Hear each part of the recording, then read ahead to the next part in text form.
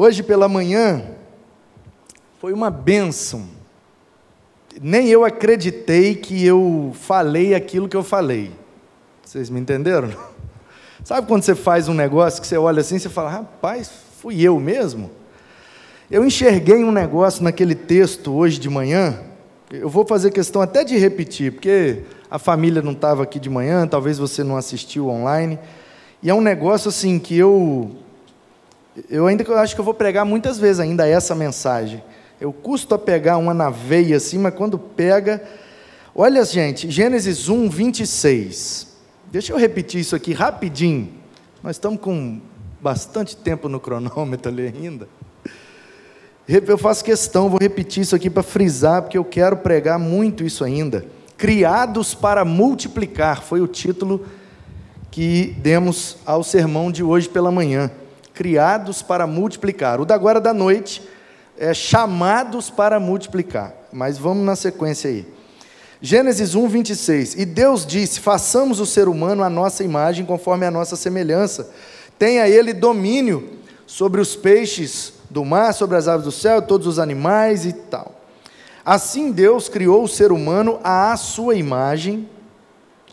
A imagem de Deus o criou, homem e mulher os criou. E Deus os abençoou e lhes disse, sejam fecundos, multipliquem-se, encham a terra e sujeitem-na, tenham domínio sobre todos os animais, e eu dou a vocês tudo que dá para comer aí na terra, pode ficar para vocês, e todos os animais e as aves e tudo que rasteja, tudo que tem fôlego de vida e tudo que vocês conseguirem comer, vivam do que tem para comer aí nesse planeta, e assim aconteceu. 31.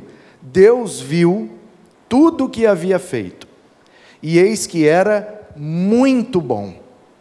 Houve tarde e manhã, assim foi o sexto dia da criação. E aí, por causa dessa palavrinha que apareceu aí no 28, sejam fecundos e multipliquem-se. Eu percebi, obrigado, que quando Deus nos criou, e aqui é a narrativa da criação, a primeira narrativa da criação, Ele nos criou com esse propósito. Olha, vocês vão ser feitos de acordo com a nossa imagem, façamos, né? Está no plural, porque Deus é um em três pessoas, então o verbo está na primeira pessoa do plural, façamos. Então a Trindade nos criou conforme a imagem de Deus, ou seja, somos semelhantes a Deus, não na sua soberania, não na sua onipresença, onipotência, onisciência, não na sua eternidade e infinitude, não. Semelhantes de maneira moral, semelhantes nos atributos que Ele comunicou com a gente, que são espiritualidade, intelectualidade, comunicação e capacidade de relacionamento, porque a Trindade é um relacionamento entre três pessoas. Se nós somos criados semelhantes a Deus, então também somos criados para o relacionamento. Por isso que a solidão nos aflige, porque nem Deus está sozinho, é uma trindade. Como disse o teólogo Damasceno, é uma pericorese. Sabe o que é isso? É um termo, mistura meio de grego com latim, que significa sinergia entre as pessoas que estão participando de um mesmo evento. Sabe aquela antiga brincadeira de roda, que a gente segura na mão do amiguinho e começa a girar? E quanto mais força a gente coloca, mais rápido a gente gira, e a gente vai segurando a mão, e ainda que um amiguinho não seja tão rápido, ele é levado pela força, aí nesse caso é centrípeda, né? Centrífuga puxa para o meio, centrípeda, tá bom de fez. Ainda que ele seja mais devagarzinho, a força da roda em que ele está seguro, faz com que ele gire na mesma velocidade dos outros. E aí o Damasceno, um teólogo, ilustrou o relacionamento da Trindade como se fosse essa sinergia, porque não tem hierarquia, o Pai, o Filho e o Espírito. Não é uma hierarquia, não é quem manda mais, quem pode mais. São três pessoas de um mesmo Deus. Tem os mesmos atributos, o mesmo poder, tudo igual. O Filho, depois de encarnado, sofreu as limitações do corpo humano, por isso chorou, teve sede, se cansou, porque esvaziou-se da sua glória, passou pela kenosis, o esvaziamento total para caber dentro daquele bebê. Então, somos criados à imagem de Deus, por isso somos criados com intelectualidade, com racionalidade, com espiritualidade. Você não vê nenhum animal adorando deuses de animais. Você não vê 3 macaquinhos juntos cantando uma musiquinha para o Deus dos macacos. Não tem. Você não vê 5 cachorrinhos juntos adorando. O que eles estão fazendo? Eles estão adorando o Deus dos cachorros. Não tem. Por que é que não tem? Porque o único ser que foi criado pelo sopro de Deus, que carrega em si a imagem e semelhança desse Deus, é que pode se relacionar com esse Deus. Por isso só os seres humanos fazem isso, e todos fazem. Você vai numa tribo, lá não sei aonde, nunca tiveram contato com nenhuma outra civilização, com nenhum outro povo. Eles têm uma divindade, eles têm uma maneira de cultura e de culto, de acordo com a divindade que adoram. Quem que ensinou isso para eles? Nasceu com eles, veio no pacote da criação. E aí, a partir disso, que é muito bonito, né? Quase uma poesia teológica. Disse Deus: façamos o homem. Deus fala com a gente, Deus faz a gente, e Ele nos criou para o propósito de sermos fecundos e multiplicadores, férteis, produtivos. Portanto, não obedecer a um mandamento de Deus é pecar contra Deus, certo? Se eu não obedeço a um mandamento de Deus, eu estou quebrando uma ordem de Deus, isso configura pecado. Então, quando eu não sou fecundo, quando eu não sou fértil, eu estou pecando contra Deus. Se você entender isso de maneira biológica, você vai criar uma teologia que ficou presente durante muito tempo no povo hebreu. A mulher que não gera filhos é amaldiçoada porque peca contra Deus. Porque tem que ser fértil, fecundo e multiplicar. Mas será que a palavra de Deus deve ser compreendida somente no âmbito biológico?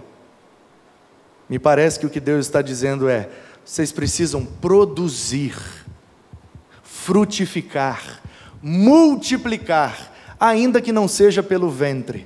Eu não tenho útero, mas eu tenho vários filhos que eu gerei das minhas entranhas, pessoas que eu alcancei para Jesus, discipulei e que hoje caminham como igreja do Senhor ao meu lado, são meus filhos na fé, como Paulo chamava a igreja de Corinto: gerei vocês das minhas entranhas. Como uma mãe sente dores de parto, assim eu sofri para gerar vocês no Espírito. Então, interpretando essa palavra de forma espiritual, porque nós não estamos lá no Éden, nós estamos talvez 5, talvez 7, talvez 10, talvez até muito mais, milhares de anos distante desse contexto.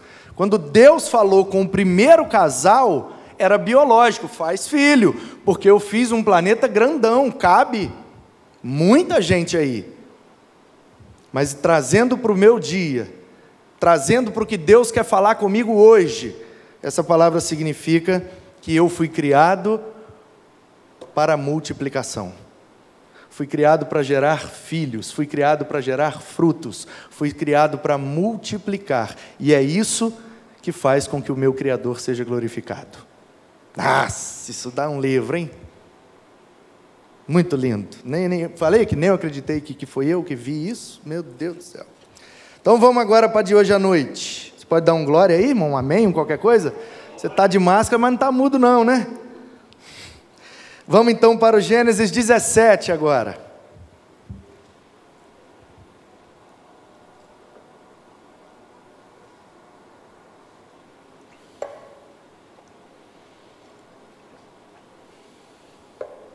Gênesis 17. De manhã nós fomos criados para multiplicar, agora à noite seremos chamados para multiplicar. Abraão foi chamado por Deus. Deus tirou ele da terra dele, da parentela dele, deu a ele um propósito, um desígnio, uma missão e, consequentemente, uma bênção. Num determinado ponto da vida de Abraão, Deus o chama para uma aliança, um contrato, um compromisso, algo ainda mais sério do que ele já tinha vivido com Deus. E aí no capítulo 17 diz assim: quando Abrão atingiu a idade de 99 anos, o Senhor apareceu a ele e disse: eu sou o Deus Todo-Poderoso. Ande na minha presença e seja perfeito. Farei uma aliança entre mim e você, e darei a você uma descendência muito numerosa. Muito numerosa. Em outra versão, que eu prefiro, diz: multiplicarei a tua descendência. Quem tem essa versão aí do multiplicarei? Paola, Abner, Maurício, lá atrás a Rose. Deus chama o Abraão e fala com ele. Disse Deus. Toda vez, vou te dar uma dica, que é o que eu faço. Toda vez que eu estou lendo a Bíblia e aparece essa frase, e disse Deus, eu acendo uma luz. Falo, tem um negócio aqui. Porque uma coisa é Paulo disse, uma coisa é Moisés disse, uma coisa é o Amós disse, o Pedro disse, o João disse. A gente deve ouvir? Deve. Mas às vezes precisa ponderar, porque são palavras vindo de um coração humano. Pode nos ensinar tanto o que é certo quanto o que é errado. Agora, quando a Bíblia Sagrada, Palavra de Deus, anuncia, disse Deus, aí é outra conversa. Quando o profeta está falando dele, da perspectiva dele, da opinião dele, da leitura que ele faz da situação, eu preciso me atentar ao que ele está falando. Mas quando o profeta começa assim, ó, assim diz o Senhor, aí eu pronto, agora acabou, amigo. Agora aqui tem um negócio muito importante. Eu preciso entender e eu preciso viver, sobretudo isso aqui. Então Deus chamou Abraão e disse, Deus falou com ele: eu sou o Todo-Poderoso, ande na minha presença e seja perfeito. Essa versão, nova Almeida atualizada, não sei como é que está aí na sua versão, o final do primeiro versículo, ande na minha presença e seja perfeito. Ao invés do perfeito, o que é que tem aí? Íntegro. Essa tradução é porque essa tradução ela é o que de fato está no original. E o íntegro já é uma dinâmica no sentido de, porque aí eu preciso explicar esse perfeito aqui, que é a ideia de integridade mesmo. Eu vou explicar. O problema nosso, não é que é um problema, mas é o que dificulta a nossa compreensão, é que a expressão perfeito, para nós, virou um sinônimo de sem defeito, sem erro, sem deslize, sem pecado, sem mancha. Perfeito, não tem nada que você bote um defeito. Só que a palavra, o significado original da palavra perfeito, que é a junção de duas palavras em latim, perfecto. Per, em latim, seria o full no inglês. É o cheio, é o todo, é o íntegro, integridade, encheu, full, não é isso, professorzão? Full, encheu. Então, o cheio, no latim, é per. Por isso que tem várias palavras, persuadere, de onde vem a ideia de persuasão. Suadere é conselho. Então, persuadere é o conselho completo. Para você persuadir alguém, você precisa aconselhá-la completamente. Você precisa abrir o leque de todas as decisões e deixá-la decidir. Isso é persuadir na ideia original do conceito. Então, perfecto, fecto é feito. Como diz os meninos da roça, é fazido. Feito, feito. Vamos fazer um banco? Plá, plá, plá. Terminou o banco, tá? Feito. Então, o que é o perfeito? É o feito por completo. Feito por completo. Terminou a rampa, vou descer de skate. Ih, mas ainda tem que botar o telhado. Terminou a rampa, não, mas ainda tem que fazer o rebaixamento. Terminou a rampa, mas ainda tem que botar a luz. Terminou a rampa, mas ainda tem que retocar a pintura. Terminou a rampa, mas... Sabe? Agora, não, terminou a rampa. Acende aí e deixa o povo subir. Está perfeita. Não, pastor, não está perfeita não. Aqui tem um tortinho aqui, ali tem um negocinho. O problema é que você está com a ideia de que perfeito significa que não tem nenhuma imperfeição. A gente levou, e isso é natural na dinâmica da linguística, o Jário estivesse aqui, ele falaria até melhor do que eu, as palavras, os verbetes, os termos, os conceitos, eles vão mudando com o tempo mesmo, isso é normal. Mas eu preciso chamar a sua atenção que o termo que é usado aqui, ande na minha presença e seja perfeito e seja íntegro, é o seguinte: não faça nada pela metade. É como se eu chamasse vocês para subir a rampa e ainda não tivesse o telhado. E aí quando a gente começasse a subir, caiu um toró, eita, corre pela escada, porque não dá para subir pela rampa. Não terminou. Então o que Deus está dizendo é, anda comigo e faz o máximo que você puder. E dê 100%. Seja íntegro. Sim, sim. Não, é não. Dê o seu melhor. Você não precisa ser melhor do que o outro, mas você precisa em todo tempo, no relacionamento comigo, dar o máximo de si. É isso que Deus está falando com Abraão. Eu não aceito menos do que tudo. Se lembra do jovem rico? Senhor, como é que eu faço para ir para o céu depois que eu morrer? Quero herdar a vida eterna. Como é que faz? Você conhece os mandamentos? Conheço. Você pratica? Pratico. Então está resolvido. Tá, mas e aí, o que é que eu faço? Não tenho mais nada para fazer. Mas se você quiser andar comigo, pega a sua riqueza, dá tudo aí para os outros e vão embora. Aí a Bíblia diz, e afastou-se triste da presença de Jesus. Jesus pediu quanto a ele? 10%? Metade? 99%? Jesus falou para ele dar o quê? Tudo.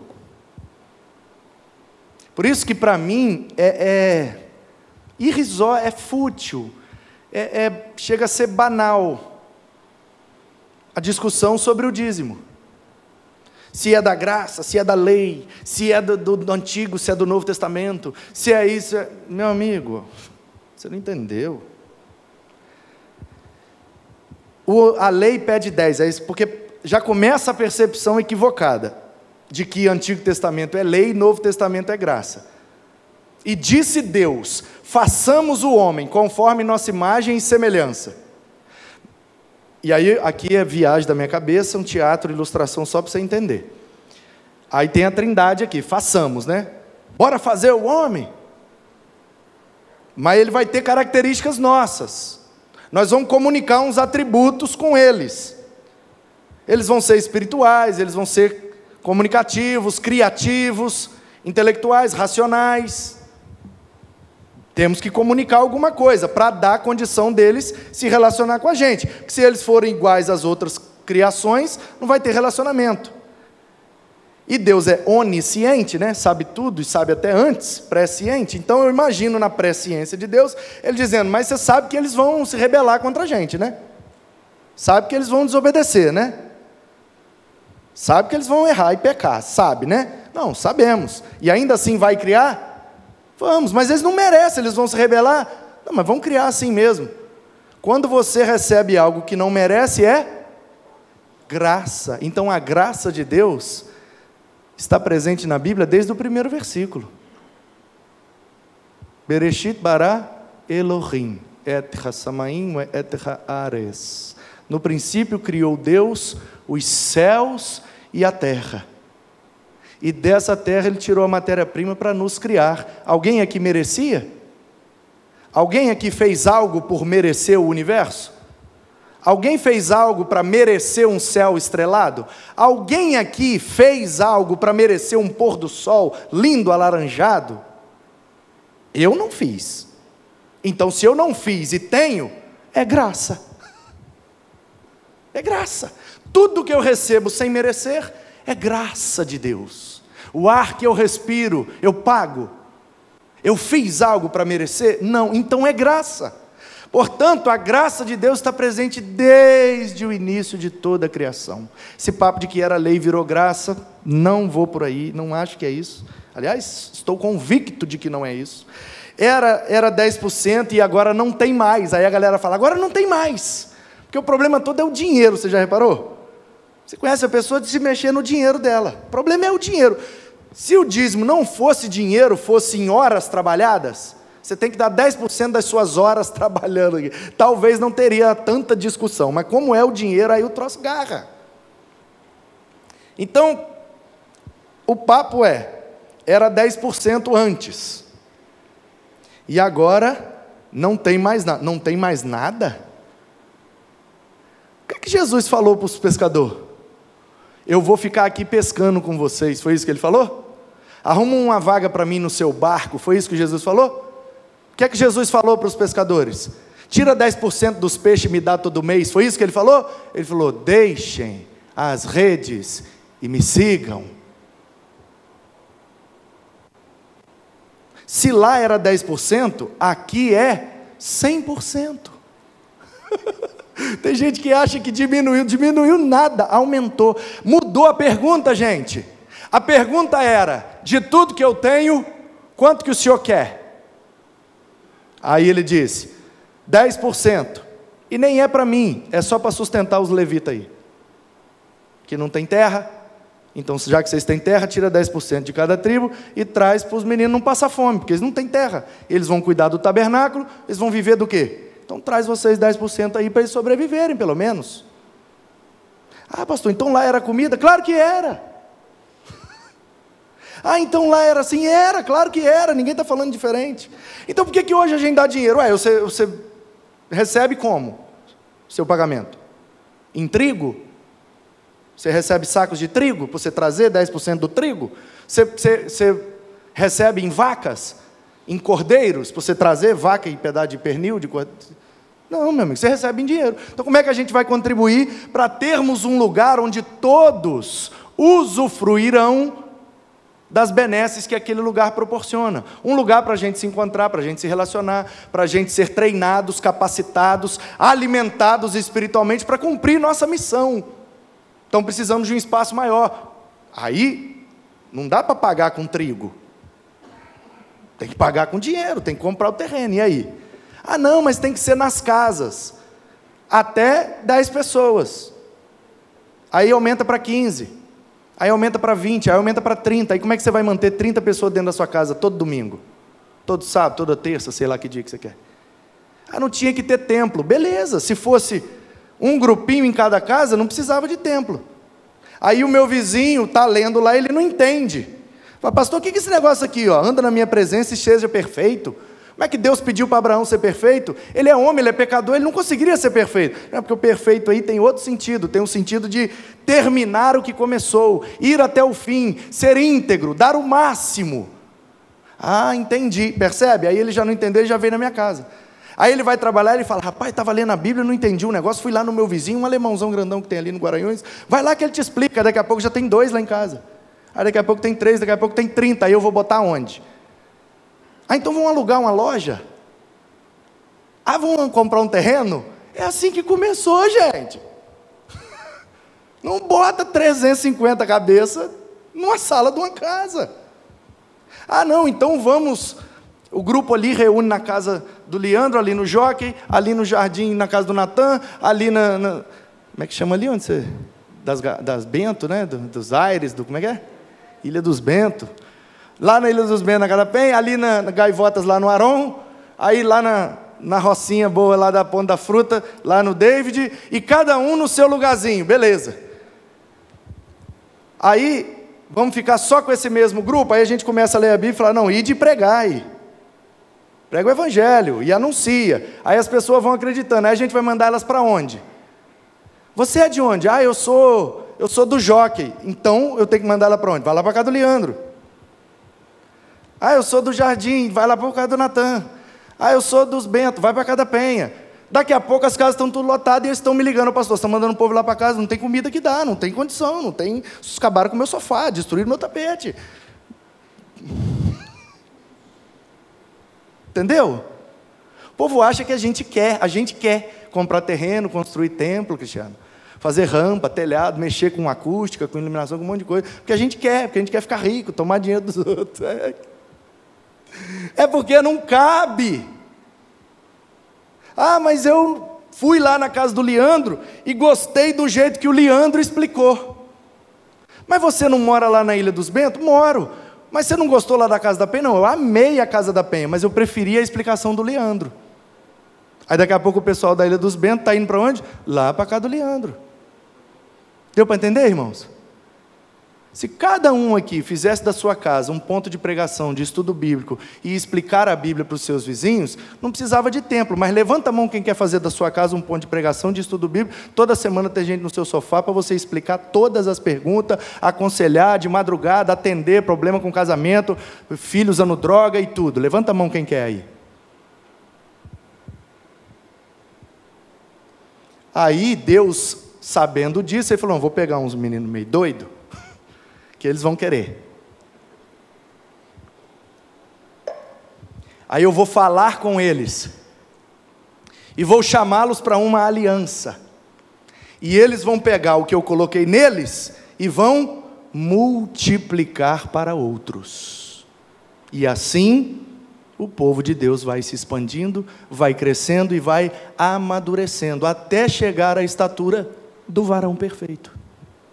Simples assim.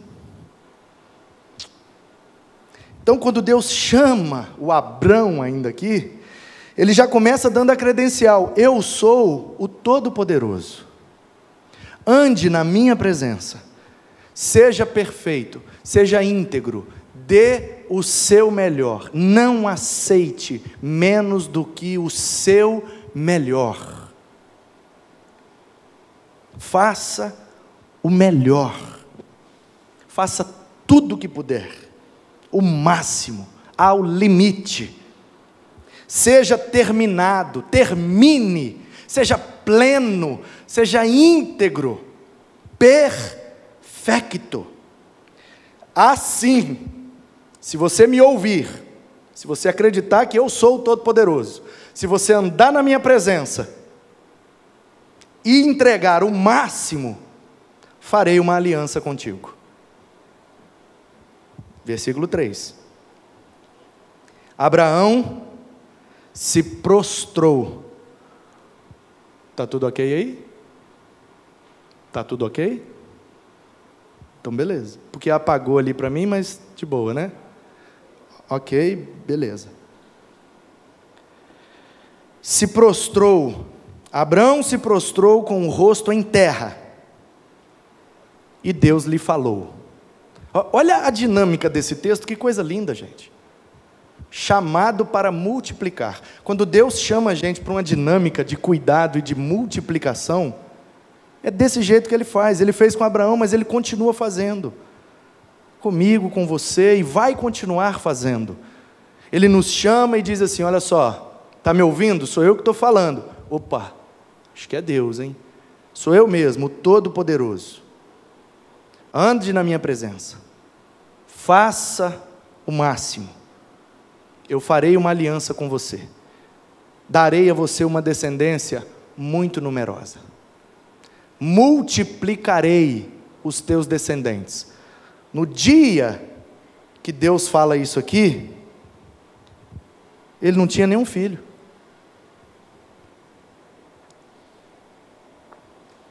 A mulher dele era estéril. Como é que pode? Percebe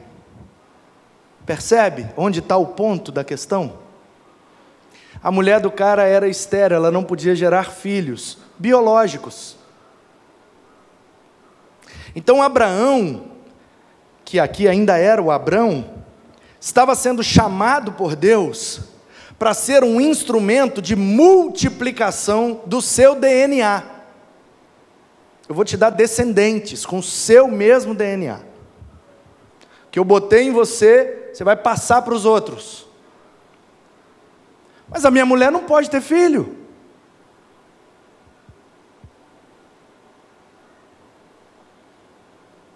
Esse é o processo. Quando Deus nos chama para algo específico que Ele tem na nossa vida, sempre tem alguma coisa que a gente pode olhar e falar: ah, não é isso não, por causa de tal coisa. A gente sempre, se você olhar ao seu redor, você sempre terá uma desculpa, você sempre terá algo para apontar e dizer: está vendo aí? Não, comigo não, não é possível. A minha esposa não pode nem ter filho. Como é que vai multiplicar meus descendentes? E aí ele se prostra. Quanto a mim, esta é a minha aliança com você. Você será pai de muitas nações.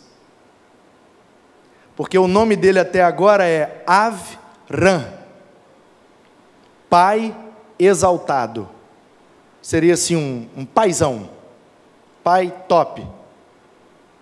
Só que ele não tem filho. Ele é o pai top. Ele é o Avram, um pai exaltado, mas nem filho ele tem. O nome do cara significa um paizão, e ele nem tem filho. Imagina quanto constrangimento Abrão não passou. Ei, prazer, tudo bem? Tudo bem. Você é de onde? Ah, eu sou ali de Arã. Ah, é, nós era de Ur, lá dos caldeus, mas aí papai endoidou com o povo lá, e nós viemos aqui para Padã Arã. Ah, que prazer. E você mexe com o quê? Não, eu mexo com roça lá, nós plantamos um negócio, cria uns bichinhos, de vez em quando a gente fura uns poços. E como que é o seu nome? Paizão. É, quantos filhos você tem? Tem não. Percebe? O problema é que a gente lê a Bíblia, mas não imagina o drama envolvido na situação. E aí Deus, olha como é que é loucura, por isso que a fé é loucura, para os que não creem. O cara é o paizão, e não tem filho nenhum. Aí Deus chama ele e fala: você quer a aliança? Ele: opa, agora, se prostra, porque na cultura dele, se prostrar diante de um Deus, é se submeter. O Senhor que manda, eu só obedeço. Prostrou, ele diz: eu aceito, eu concordo. Aí Deus fala: então beleza, eu vou mudar seu nome. Aí eu imagino ele lá dentro falando: graças a Jeová, ele ouviu o meu clamor, não aguento mais esse nome, eu sou um paizão top, e nem filho eu tenho, oh glória, ele vai mudar meu nome. Qual vai ser o nome, Jeová? Ele fala: pai de muitos. Avraham, que na verdade a pronúncia seria Raim, que é plural, né? IM. O IM é o S do hebraico, né? Shalem, Efraim, Serafim, tudo plural. Meu Deus, eu achei que ele ia mudar meu nome para melhor. Eu sou um paizão, não tenho filho, agora eu vou ser um pai de muitas nações. Eu fico imaginando quando ele ouviu aquilo de Deus: não, o senhor pode ser um Deus da brincadeira, não é possível. É uma trollagem, onde é que está a câmera escondida aí? Pelo amor de Deus, o cara fala que vai mudar meu nome, eu estou sendo constrangido a vida inteira, porque eu sou um paizão e não tenho filho nenhum, e agora o cara diz que o meu nome vai mudar, e vai ser pai de muitas nações. Não é mais Abrão, Agora é Abraão, porque eu vou te constituir como pai de muitas nações. Farei com que você seja extraordinariamente fecundo. Quem ouviu a mensagem da manhã? Está entendendo, né? De você farei surgir nações, e reis procederão de você. Estabelecerei uma aliança entre mim e você, e a sua descendência, no decurso das suas gerações, aliança perpétua, para ser o seu Deus e o Deus da sua descendência. Darei a você e à sua descendência a terra onde agora você é estrangeiro, toda a terra de Canaã, como propriedade perpétua, e eu serei o Deus da sua descendência. Chamados para multiplicar. Ah, pastor, mas como é que eu vou gerar filhos para Deus? Eu não sei pregar. A melhor pregação é aquela que a gente não usa nem palavra, irmão.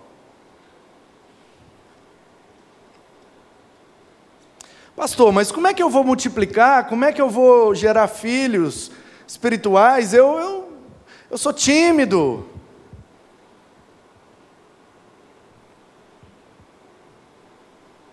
Ah, mas como é? Percebe? Se você olhar para você, para a sua família, para os seus recursos, para as suas limitações, você sempre terá uma desculpa para dar.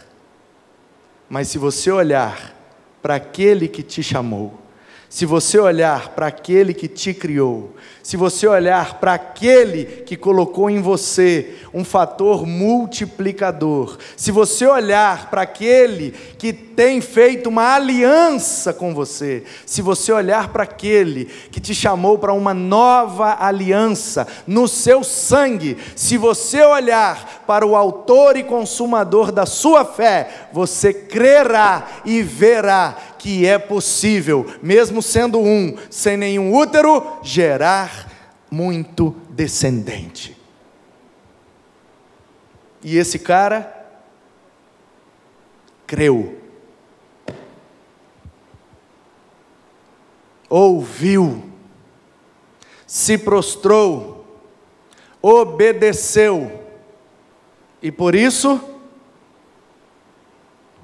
alcançou a promessa. E Deus lhe deu um filho, da mulher estéril. E esse filho teve 2 filhos gêmeos. O mais velho, vermelho, peludo. O mais novo nasceu agarrado no calcanhar do irmão. Ih, esse menino vai ser enganador, ele já está puxando o pé dos outros desde que nasceu. E o mais velho era bom de serviço, obediente ao pai, um bom filho, um bom funcionário, um bom cidadão, um bom crente. O menino não tinha defeito nenhum. Aí Deus olha, 2 gêmeos. O que saiu primeiro da barriga, top. O segundo, um miserável, mentiroso, trapaceiro, nó cego, morcego. E a lista é grande de apelidos, né? Aí Deus olha para aquele. E engraçado, né? Preguei sobre Jacó no mês de quê, gente? Que foi? De agosto, né? Cuidado de Deus na vida dos seus servos, né? Aí preguei Jacó, expliquei, falei até do nome, pá, deu polêmica. Eu gosto. E aí, imagina se esses 2 fossem 2 candidatos ao ministério pastoral da nossa igreja.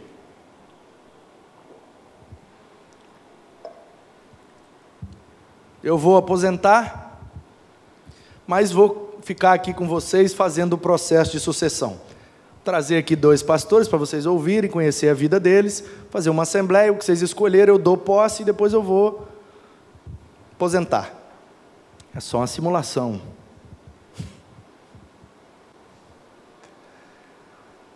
E aí esse aqui é o primeiro candidato, irmãos. Ele é formado no Seminário do Sul, lá na Tijuca. Ele é casado, tem filho, trabalha na multinacional,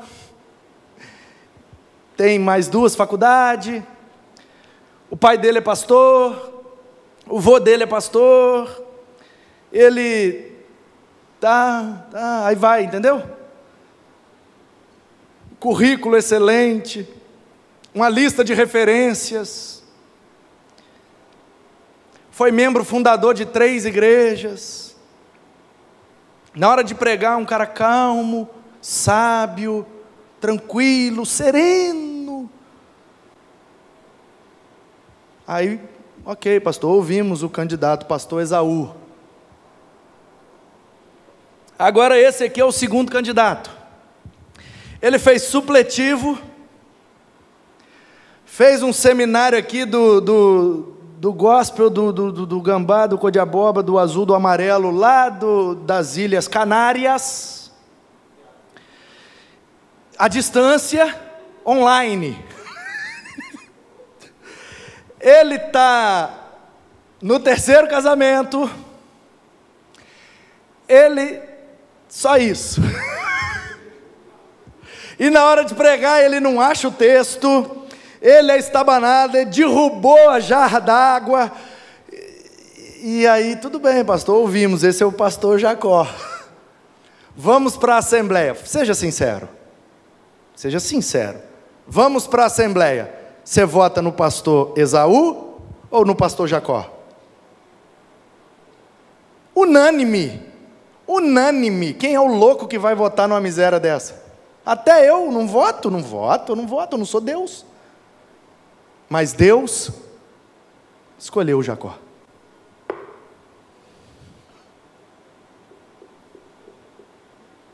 Deus escolheu o Jacó.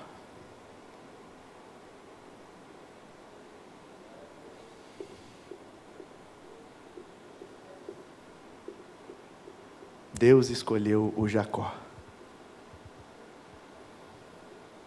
Para que a glória fosse toda de Deus. Aleluia. Louvado seja Deus. Ele não divide sua glória com ninguém. Ele confunde os sábios usando coisas loucas. Ele usa coisas fracas para destruir as fortes. Ele faz os últimos chegarem primeiro. Ele é o Deus que chama e multiplica. E o Jacó teve 12 filhos, que tiveram centenas de filhos, que tiveram milhares de netos, que tiveram muita gente. E esse povo vai para dentro do Egito. 400 anos depois, sai de lá com aproximadamente 5 milhões de pessoas, rumo a Canaã, a terra que Deus prometeu para o Abrão. E estão lá, até hoje. A bomba explode, o tiro come, o pau quebra por causa do leite e mel que mana lá. Só que hoje o mel lá é preto, é o petróleo. E eles continuam lá, porque a aliança que Deus faz é perpétua, é eterna, é para sempre. Deus te chamou para ser um multiplicador, para gerar filhos, para ser fértil, fecundo e povoar a terra, com os filhos de Deus. A criação geme com ardente expectativa, aguardando a manifestação dos filhos de Deus. Portanto, manifestemo-nos como filhos de Deus, como filhos na fé do Abraão, nosso pai na fé. O que Deus deu a Abraão foi multiplicado até chegar em nós. Nós precisamos multiplicar até a última geração. Enquanto Jesus não voltar, precisamos levar essa fé adiante, multiplicando a descendência do povo de Deus. Ele chamou você para isso. Ah, mas eu não mereço. Ele escolheu Jacó. Ah, mas eu não presto. Ele escolheu o Jacó. Ah, mas eu não sei fazer. Ele escolheu o Jacó. Se prostre, se renda, creia e obedeça, e você viverá as promessas que Ele tem para você, para a sua casa, para a sua família e para toda a tua descendência. Louvado seja Deus pela sua bendita palavra. Amém.